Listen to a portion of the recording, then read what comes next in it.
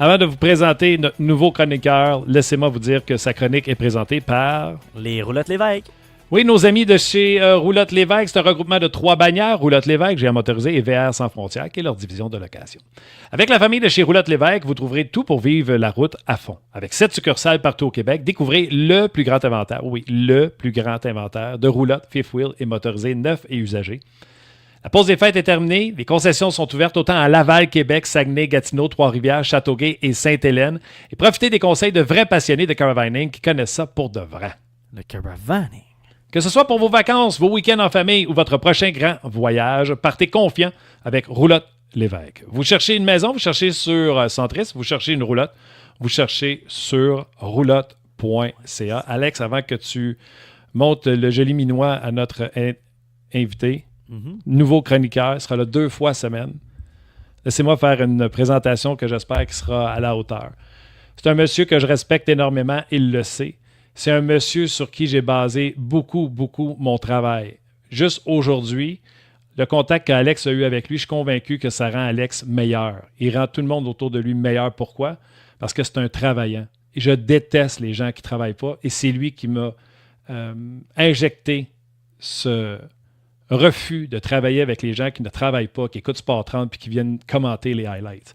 Juste sa préparation aujourd'hui, elle est gigantesque. Alors que elle n'aurait pas eu besoin d'être aussi gigantesque parce qu'on a eu le bilan hier, le Canadien joue ce soir. Il y en a beaucoup qui auraient surfé sur leur talent. Lui, c'est un travaillant. Ça fait 4 ans que j'essaie de le sortir de la retraite. 4 ans qu'il refuse. Et quand je l'ai appelé, il a accepté. Il dit, moi, Martin, j'accepte, mais je ne veux pas refaire ça temps plein. J'accepte, mais je veux être certain que je n'irai jamais en onde sans avoir été préparé. C'est un professionnel jusqu'au bout des doigts.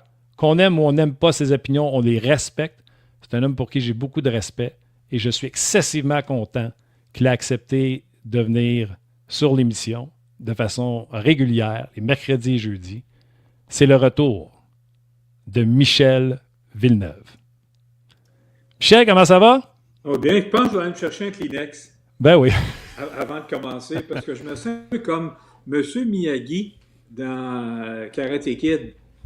Je t'ai tout montré quand tu es arrivé, puis maintenant, le Karate Kid vient chercher Papa Miyagi, puis on va pouvoir travailler ensemble, puis je vais me servir de ta sagesse pour nous apporter quelque chose de plus. Fait que c'est très particulier. En haut, en droit, poncé, puis toute la kit, je suis prête. Bon, c'est fait. Ça veut-tu dire que je suis la nouvelle génération, ça, messieurs? Mais tu n'étais même pas né quand j'ai commencé. Tu n'étais même pas une vulgaire pensée. Même pas. De tes parents. Même ils ne savaient même pas qu'ils allaient être ensemble pour donner naissance au petit gars qu'on a avec nous aujourd'hui. Ouais. Michel, oui. Puis quand j'ai vu la préparation, là, je n'ai eu la chair de poule, j'ai tout de suite, puis je l'ai dit live, parce que j'ai pas eu le temps de parler avec Alex. Alex va apprendre aussi beaucoup. Tu sais, j'essaye d'y montrer le plus de choses possible, mais merci bien gros. Je suis bien content, je ne veux pas te faire pleurer. Je sais que tu es un émotif. Quand ça ira pas bien avec le Canadien, tu ne te gêneras pas. Puis quand ça va bien avec le Canadien, tu ne te gêneras pas. Tu n'as jamais eu la langue dans ta poche. Non. On a le droit à une demi-saison, je ne sais pas pour toi, mais qui est au-dessus des attentes de bien du monde. Qu'est-ce que tu as pensé de cette demi-saison? Qu'est-ce que tu as pensé du bilan de Kent Hughes hier? Écoute, un directeur général du Canadien, ça remonte à des lunes et ne pouvait être mieux placé pour présenter une analyse de demi-saison parce que le Canadien a pratiquement coché toutes les coches, toutes les cases pour signifier qu'on a connu une très bonne première moitié de saison. Oui, quelques passages à vide, mais dans l'ensemble, c'est la progression qu'il faut remarquer. Oui, on concède encore beaucoup de buts. Oui, on en marque encore un peu plus. Sauf qu'il y a des signes qui ne mentent pas. Et dans le bilan que l'on a fait de la première moitié de saison du Canadien hier, le nom de Lane Hutton est revenu souvent. Puis j'étais content parce que Lane Hutton est de loin le meilleur joueur du Canadien. On le répète aussi, c'est un joueur spécial. Mais ça prend un coach spécial pour coacher des jeunes spéciaux. Parce que les jeunes d'aujourd'hui, ça ne se dirige plus comme à mon époque. Fait que Martin Saint-Louis a su comment manœuvrer avec Lane Hutton. Il l'a compris. Il est allé en dedans de lui. Il le connaît sous toutes ses coutures. Il sait ce qu'il peut lui donner. Et lorsque je l'entendais dire l'autre jour qu'il n'était pas certain que le plafond de Lane Hudson était aussi élevé, ça, il s'est mis, tu sais, il était humble comme à l'habitude. Mais il savait. Puis il a touché au bon bouton pour lui permettre d'atteindre ce qu'il a atteint ici et ce qu'il va atteindre dans le futur, parce qu'on est loin d'avoir atteint son plafond, qui est, honnêtement, je ne sais pas où il peut s'arrêter, parce qu'il il sera pas plus gros, mais il va être plus fort. Il va être plus expérimenté. Cette année, je m'attendais à voir les joueurs adverses mieux le cerner en zone offensive. Mm-hmm. Mais il trouve des nouvelles façons pour être comme une couleuvre, glisser à travers tout le monde. Il pivote sur lui-même, il les étourdit encore. Et ça, c'est un talent inné, ça ne s'enseigne pas. Et ça, tu sais, il y a bien des coachs qui ont voulu, j'en connais, t'en connais aussi, puis les gens qui nous écoutent les connaissent, qui ont voulu changer ces joueurs-là de grand talent, des naturels. Ce qu'ils ont fait, ils se sont cassés le nez dans la porte. Alors que dans le cas d'Hudson, Martin Saint-Louis le laisse aller. Il a fait la même chose, il a travaillé avec Cole Caulfield. Moi, je trouve que même si Cole Caulfield ne marquait pas plus de buts que sa deuxième saison, il est pas mal plus utile aux Canadiens actuellement. La pression ne repose pas complètement sur ses épaules. Moi, je trouve qu'en repli défensif, c'est l'un des meilleurs. Et pour un joueur de sa taille, il ne gêne pas de temps en temps. Il sort la hanche, un petit coup d'épaule, va donner un petit coup de hockey. Il sait se faire respecter. Et j'ai vu très rarement des joueurs s'en prendre à lui parce qu'ils disaient « Hey, Thibaut, il est solide, je dois respecter ce qu'il est. » Tu sais, il a fait un travail avec lui. Puis le dernier travail qu'il a fait, qui est aberrant, c'est avec le gros Juraj. Tu sais, mais hier, j'ai écouté la conférence de presse, je me suis dit, les gars se souviennent-tu ce que Martin Saint-Louis a dit il y a 2-3 semaines? On se dit, est-ce qu'on est encore à la recherche du deuxième fameux joueur de centre qui va venir combler un trou chez le Canadien? Et Martin avait répondu ceci, ou à peu près. Vous savez, il y a des joueurs qui ne sont pas des joueurs de centre, qui ne sont pas utilisés à cette position-là, mais qui jouent le rôle de joueur de centre. As-tu remarqué Slafkovský? Oui. La seule, Kapanen prend des mises en jeu, mais le reste du travail de joueur de centre, qui vient récupérer beaucoup de rondelles maintenant, profondément en territoire défensif, c'est lui. Qui transporte la rondelle? Qui attire tout le monde?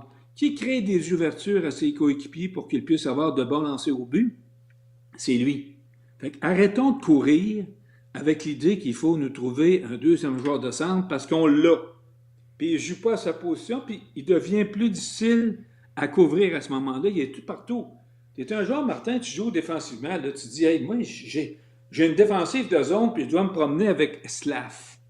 Tu vas te promener à maudit. Tu vas courir, puis tu ne sais pas sur quel sens il va aller. Lui, il est comme Hudson, mais plutôt que d'être un chiffre sur un gabarit de 5 pieds 8 puis 160 livres, il est sur le gabarit de 6 et 4 de 25. Fait que c'est le plus gros joueur de la Ligue nationale, je parle le plus gros au niveau de la carrure, là. C'est le plus gros joueur de la Ligue qui a autant d'habileté naturelle.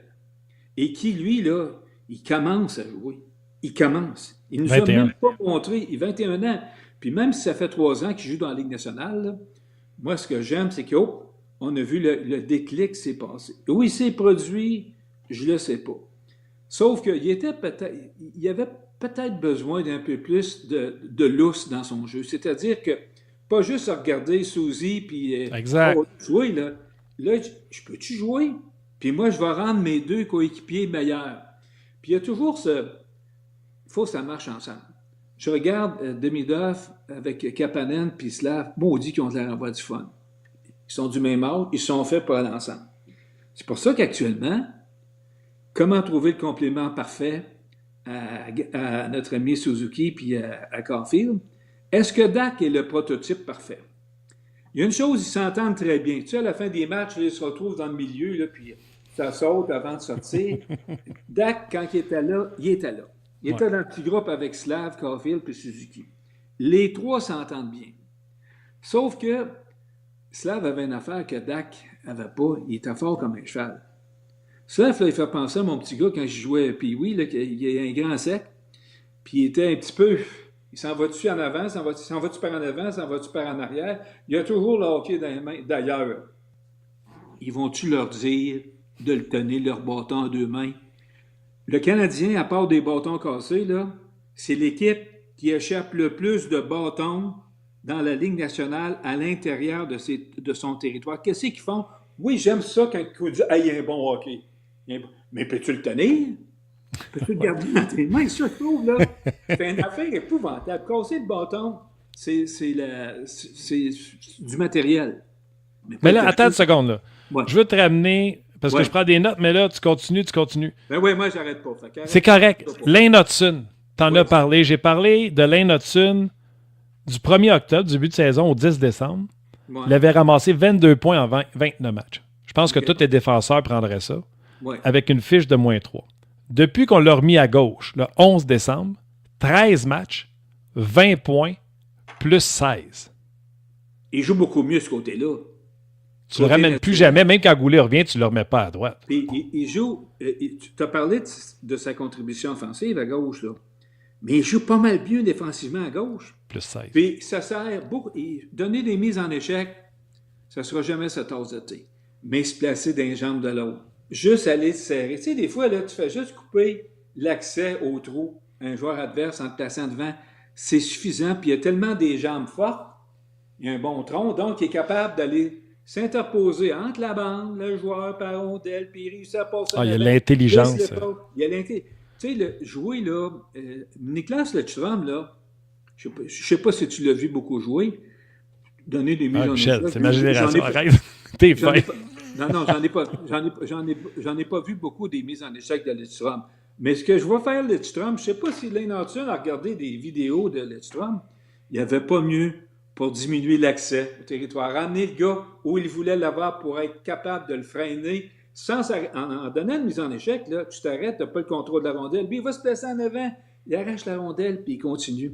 Nomme-moi-en des joueurs de défense qui font ça. C'est pour ça qu'il y a tant d'énergie. Il se fait frapper. Inquiète-toi pas, il ne se fera pas frapper tant que ça. Il se fait, dans le fond, propulser comme une balle de tennis. Il arrive sur le gars, se met en avant, l'autre le pousse, il propulse. Hudson ramasse la rondelle, puis il est parti. Ça, là, il n'y en a pas. Donc, il a mieux joué défensivement. Il a contribué d'une façon supérieure en attaque parce que s'il arrête tout de suite l'adversaire défensivement, c'est l'as de la contre-attaque. Lui, là, c'est pas le joueur sur le derrière qui va avoir. La mise en échec, habituellement, ou te servir de ton corps, c'est de pouvoir éliminer l'adversaire tout en récupérant la rondelle. C'est ce qu'il fait tout le temps. Puis il part à l'épouvante. Il est parti de l'autre bord, puis c'est ça qui fait ça. Il est unique. Même Carl McCarr ne joue pas comme ça. Il n'y a pas un joueur, je ne dis pas qu'il est meilleur que McCarr, entendons-nous, là, mais il n'y a pas un joueur qui joue de la façon dont Lane Hudson joue dans toute la Ligue nationale et je suis outré, insulté de voir que les dirigeants de l'équipe américaine, ça doit être Donald Trump qui mène cette équipe-là parce que ça n'a pas de bon sens, d'avoir laissé un joyau. Lui, là, j'aurais aimé ça le voir aux Olympiques. Avec sa mobilité, sa vitesse, la façon dont il amorce la contre-attaque avec la surface glacée qui ne sera pas la surface glacée que l'on voit habituellement aux Olympiques parce qu'on a dû ôter quelques pieds, tout ça, pour que ça puisse fonctionner. Mais tabarouette, dans le fond, là, qu'il nous le laisse. On va apprécier. Ben oui, qu'il se repose. C'est ça. Qu'il se repose. Il aurait eu 65 points au rythme qu'il a depuis le 11 décembre. Tu as se demandé si les Américains l'auraient laissé de côté à 65 points s'il avait été à gauche depuis le début de l'année. Peut-être, sauf que ça n'enlève rien à ce qu'il représente. Lui, là, il peut changer un match à lui tout seul, comme on l'a vu à maintes reprises depuis le début de la saison. Et trompe-toi pas, dans une équipe américaine olympique avec un joueur tout étoile à ses côtés, tu sais, tu mets Jacob Slavin, le gros des Hurricanes de la Caroline, tu le mets avec Hudson. Bonsoir la visite. L'autre s'occupe que moi, je vais jouer plus défensivement. Envoie le jeune. Pars. Va te gâter. Va te gâter, exactement. Question qui aurait pu être posée à Kent Hughes. Oui. Quel type de joueur ou qui devrait jouer à côté de Suzuki et Cole maintenant que Slav est sur un deuxième trio? Non. Là, tu te trompes. Là. Il ne joue pas sur un deuxième trio, Slav. Il joue sur un premier trio. Erreur. C'est le nouveau premier trio? Le jeune, et il ne joue pas sur le deuxième trio. Parce que, un deuxième, la nomination des trios, là, un soir, tu sais, tu as coaché un petit peu, j'ai coaché un petit peu. Tu sais qui vient pour jouer à soir, puis qui va avoir du succès. Un premier trio, un soir, c'est un, l'autre, c'est l'autre, mais dans l'ordre, il faut que tu donnes actuellement parce que c'est un trio. Les trois fonctionnent, alors que du côté de Caulfield et Suzuki sont deux. C'est un trio à 2 joueurs. Alors que Kapanen et Slav, il y a un trio à 3 joueurs. Fait que je peux pas qualifier le trio de Kapanen comme trio numéro 2. Il faut que tu trouves quelqu'un qui va pouvoir aller jouer avec les deux. Qui? Est-ce que la situation est à l'interne? Bon, dans le cas de Dak, moi, j'ai des doutes. Il avait été bon en 23 quand il avait été avec les deux. Là. Oui, mais ça prend du temps à réagir. Et lui, on dirait que la communication entre ça ici et en bas, c'est un petit peu plus long. C'est vrai qu'il y a plus de chemin à parcourir, là. Mais moi, je trouve qu'il n'est pas vite dans ses prises de décision. Alors que le trio de Kapanen, leurs décisions sont prises à la microseconde. Ils savent tout de suite. Ils ne réfléchissent pas. D'abord, quand tu commences à réfléchir au hockey, tu es dans le trouble. Alors que Dak, il ne réagit pas comme un gars capable de compléter 2 Formule 1. Lui, disons qu'il y a une Formule ND, là, mais avec des pneus d'été. Mais il ne peut pas, pour l'instant, je ne pense pas qu'il soit capable de jouer avec les deux autres. Dans le fond, ce qu'il faudrait, là, c'est un hybride entre Josh Anderson et Slavkovski. Il faut être quelqu'un qui soit un petit peu là-dedans. Gros, vite, parce que tu as remarqué, Suzuki ralentit le jeu quand il veut. Des fois, là, il laisse entrer les gars. Donc, il faut que tu en aies un qui patine, comme Anderson, puis qui soit un petit peu meilleur au hockey, qui ressemble plus à Slavkovski. Mais ces joueurs-là, là, ils sont où? Ils sont où? Ah, c'est ça, Hey, il ne pas. Tu vas me dire peut-être, est-ce qu'Alex Newhook pourrait aller combler un poste? Donc, moi, je veux... Newhook, là, il va jouer sur mon 3e trio demain matin, sans problème. Mais il faut que j'aille un gars qui soit vraiment top 6. Quand on a dit hier, on n'est pas encore prêt à aller jouer contre l'Avalanche du Colorado, je suis d'accord, mais on n'est pas loin. Parce que tu as parlé de Goulet tantôt, puis on parlait d'Hudson à gauche. Si tu regardes ce que le Canadien présente, on va commencer par près du filet. Ça, près du filet, c'est un peu plus inquiétant, parce que là, tu ne sais pas qui va prendre la pause. Mais on va le savoir quand les Jeux olympiques vont commencer. Maintenant, la défensive, tu regardes le côté gauche, papa va mettre ses lunettes, si tu permets, parce qu'à mon âge, il faut que je consulte. Mais si on est à gauche, là, on a Matheson, Hudson, puis et Goulet. Là, tu dis, oh, palais. Moi, je ferais jouer Hudson avec Goulet. Non. Ben, moi, tu veux savoir, je ne veux pas savoir ton opinion, je vais te donner la mienne. Après ça, tu critiqueras. Moi, je vais avoir Goulet qui joue avec Hudson. Parce que Goulet va lui donner juste le petit support physique, va lui donner le petit support défensif, puis il va lui donner, Goulet, l'apport offensif qui va bien compléter les relances que Hudson fait. Moi, je suis tanné de voir Dobson puis Matheson ensemble. Je ne suis pas capable. Je suis pas capable parce que Matheson, oui, on dit qu'il a compris que c'est pas lui il est devenu un défenseur défensif. À mon œil. Quand il y a la rondelle, c'est un problème. Là, je vous invite ce soir, on n'a pas vu le match, personne. Quand Matheson va voir la rondelle, puis il sort. C'est clair, là, les alliés ont fait la fontaine, la banane, puis ils sont tournés, ils s'en vont vers l'avant. Jamais la première option. Jamais. Jamais le gars facile qui a de l'espace pour patiner, là, qui va prendre de la vitesse entre la ligne bleue et la ligne rouge. Jamais. Il va y aller, puis il va prendre le jeu qui est le plus difficile. Je ne veux pas avoir ça avec un gars qui est supposé être mon meilleur défensivement. Je veux que lui, là, va s'assurer que ça se fasse comme il faut, que ça se fasse en contrôle, avec la vitesse qu'il a, c'est parfait. Mais on me disait quand j'étais jeune, un gars qui a beaucoup à rondelles, il commet beaucoup d'erreurs. Mais j'en connais des gars qui ont beaucoup à rondelles, puis ils en commettent pas mal moins.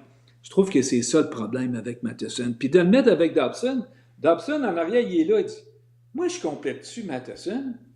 Je suis à son égal quand je le vois filer. C'est quoi mon rôle? Moi, Dobson, il peut pas jouer. Il peut pas jouer avec... Moi, je ferais jouer Dobson avec le petit Carew. Carrier. Avec Les deux droitiers ensemble? Carrier, tu peux le mettre sur les deux bords, ça va être la même affaire. Oh my God, on va chicaner. Premièrement, là, tout le monde... Ça va être la fun. Ben oui, ça va être le fun. Là, tout le monde est content parce que je suis le grand défenseur de Mike Madison, de 1. Oui, ça, je comprends, mais Michel, est-ce que je suis tellement content. Il est content, mais dis-moi en quoi tu es si grand fan que ça. Là. Essaye de me convaincre. Envoie-moi 2-3 arguments. Là. Ah, écoute, c'est lui qui joue en désavantage numérique, qui joue contre les meilleurs. Et c'est lui qui a le meilleur gap contre tout le monde. Contre McDavid, McKinnon, nomme-les tous.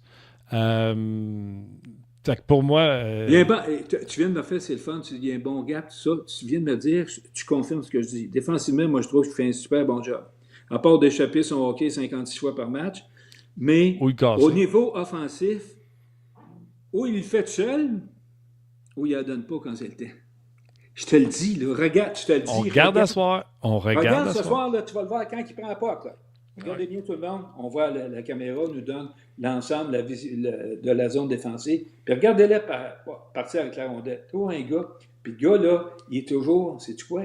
Souvent, c'est à sa droite qu'il ne la donne pas. C'est un gaucher. Il cherche dans le milieu du côté gauche.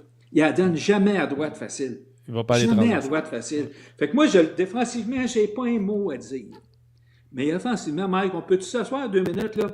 Je sais qu'on t'a enlevé un petit peu de power play, puis tout ça, tu veux ramasser des points, marquer des buts. C'est le fun, mais peux-tu juste penser, toi, tu devrais contrôler la partie et non pas poser des gestes. Quand on dit que le Canadien, il manque un petit peu de maturité. Quand t'as pas, gère-les comme il faut. Mais là, Michel, là, quoi? Je t'ai donné les statistiques de Lane Hudson depuis qu'il est à gauche. Ouais. Depuis qu'il est à gauche, il joue avec Carrier. Ouais. 13 matchs, 2 buts, 18 passes, 20 points, plus 16, puis tu veux défaire ce duo-là? Non, parce que... Non.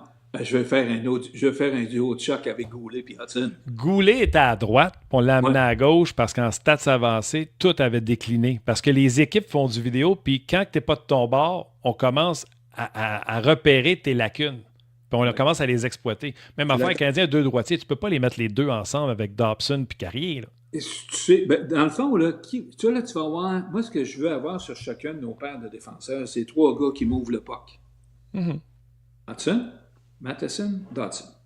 Après ça, je les mets là. Qui c'est que je fais avec les autres? Moi, je veux que Martin Saint-Louis doit s'attaquer à une chose. On peut s'arrêter de niaiser avec Albert Jacquet puis d'en faire un joueur de hockey. Moi, je suis tanné qu'on sorte du line-up. Je suis pas capable de sentir Struble, c'est un paquet de troubles quand il est sur la patinoire. Laisse-y jouer une game simple. Donne-y pas trop de responsabilité. Des fois, tu vas jouer à 4, souvent, parce que les Canadiens ont à leur disposition 4 chevaux. Tu sais, des gars qui sont capables d'en prendre, des formulaires. Même 5 avec Goulet. Avec Goulet. Donc là, moi, je veux que Jacquet, il faut qu'il joue. Tu l'aimes-tu? Moi, je l'adore depuis qu'ils l'ont mis à droite. Puis il joue bien, il est steady, il ne fait pas trop d'erreurs. Organise-toi pas pour qu'il se fasse prendre. Pas un gars qui est rapide, qui va revenir, parce que quand il est mêlé, Starball, c'est un cheval pas de tête, il est encore plus mêlé que lui. Fait comment tu veux te démêler? Place-le avec un gars qui va te donner de l'assurance, de la confiance, qui va pouvoir te... Goulet à gauche, puis Harbour à droite. Ça va être carré. Oui, il faut dire en effet, j'aimerais mieux ça. J'aimerais avoir... Matheson, je le mettrais avec Babaye. Avec Harbour. Parce qu'il contrôle. Défensivement, je trouve qu'il joue bien. Ouais, c'est quand il relance, c'est un problème. Mais quand tu as nos attaquants de talent qui descendent plus bas, l'atout d'un joueur de défense, c'est de savoir c'est quoi ma première option. Où elle va? Vite, que je sorte le plus vite possible. Pas que je traverse la patinoire, que je sorte rapidement, puis je crée une ouverture pour prendre de la vitesse en zone neutre. C'est ça qu'il devrait mieux maîtriser. OK. J'ai-tu fini? Ben, pas de te finir, mais t'achèves, peut te dire. Puis dépêche-toi, ma batterie achève. Justement, puis je veux te parler d'une chose dont je ne t'ai pas glissé un mot tantôt. Ce que Philippe Danault a changé chez le Canadien depuis qu'il est arrivé. L'échantillon n'est pas grand. Mais attends, garde Danault. Tu sais qu'on se parle demain, là? Non, parce que je vais t'expliquer ce soir, on va revenir dessus demain. OK. Danault, tu vas parce qu'il y avait Fowler aussi que je veux te parler. Non, mais moi, Michel Villeneuve qui ne parle pas de goaler, qu'est-ce qui se passe? Non, mais je vais te dire ce que je veux qu'on regarde ce soir, c'est Danault. Danault, depuis qu'il est arrivé, notre désavantage numérique, là, moi, je trouvais qu'on était tellement amorphe. On regardait tout le monde patiner. La rondelle passait à travers le carré défensif. Ce que Danault a fait, coupe le gap. C'est le gars qui va vers la rondelle, il y va. Il est à portée de bras. Il n'est pas à 12 pieds puis il laisse patiner. Il prend une couverture homme à homme agressive.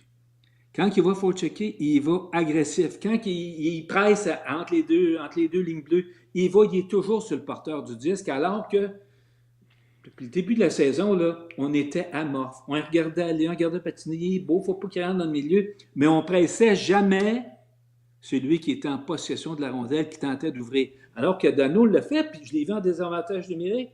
Puis j'ai vu Anderson le faire cette valeur qui s'est blessé. Puis j'allais justement dire ça. Avant qu'il se blesse, Anderson Evans le faisait avant que Evans se blesse. Non, mais il donnait trop de gap. Il faut que tu les prennes. Il faut pas tes fesses dépasser la ligne rouge en possession de la rondelle. Force-les avant. Parce que s'ils sont rendus l'autre bord de la rouge puis ils ont l'avantage, là, tu es dans le tour. S'ils ont l'avantage à l'intérieur de leur ligne rouge, c'est là que tu es presses puis que tu provoques les erreurs. C'est là. C'est en zone neutre que ça se joue, le hockey. C'est plus on a pensé dans zone neutre. Presse-les. Tout de suite. Je regarde Dano, puis je vais voir si d'autres joueurs vont emboîter le pas dans leur façon de travailler en zone neutre. Une question avant que tu partes. Fowler dans le filet ce soir. D'accord, pas d'accord? Et quel gardien tu as le plus confiance des trois? Probablement confiance dans un gardien de but. Constance, régularité et être compétitif. Moi je pense que Dobosh actuellement, il a pas assez de constance. Il nous a surpris quand il a commencé, il a baissé d'une coche. Il a besoin encore de travailler parce qu'au départ, ce n'est pas un talent naturel. C'est un gars qui doit travailler et qui va garder les buts dans la Ligue nationale. Mais actuellement, mes deux gars, moi c'est Montembeault et Fowler. Dobosh, il est troisième dans mon organigramme. Ça vaut ce que ça vaut, là. Je pense qu'il est dans celui du Canadien aussi en ne jouant pas ce soir. Ben, c'est ça. C'est Fowler, il faut que tu saches, là. Peux-tu, 2 games, là, 2 collés, là, ou 3 collés. Y es-tu là? Ah. Parce que Dobosh, je l'ai fait l'année passée, il a amené 3-4 games collés, puis c'était à la main. Là, je vais voir le Fowler parce que Montembeault, il m'a rassuré dans les derniers matchs, là. Mais il y a toujours, Montembeault, c'est toujours le petit gars qui vient de nulle part, qui s'est faufilé puis qui a du succès. L'autre, il arrive, il a un don du ciel. Ah, c'est insolite. Il s'en va en avant. Michel, notre première est finie. Je suis hyper content. J'en ai perdu un peu, mais ça risque de revenir. Tu n'as pas perdu. Tu m'as déjà dit en partant, je veux pas ton opinion, je vais te donner la mienne. Non, c'est ça, toi, tu me poses la question. N'oublie pas quel soulier tu as. Tu vas chercher le meilleur de moi. Tu es le coach, là. Toi, tu es le coach. Moi, je suis un de tes joueurs, pas vedette, je suis un de tes joueurs réguliers. Toi, il faut que tu sortes mon jeu à chaque jour. Là, tiens, je n'ai pas besoin. Regarde, travaille, prépare, puis mets les autres en vedette. C'est comme ça que ça marche. Je vais te mettre sur un piédestal. Non, pas toi. Je vais te faire shiner. Moi, j'ai toujours dit, my job, c'est de faire shiner mon invité. Eh bien, tabarouette, écoute, je ne me suis pas vu pantoute je ne sais pas si j'ai gêné parce que je n'avais pas d'image. Salut, bonsoir. Salut, on s'en parle demain, 3h30. Bye. Ciao. Michel. Michel Villeneuve.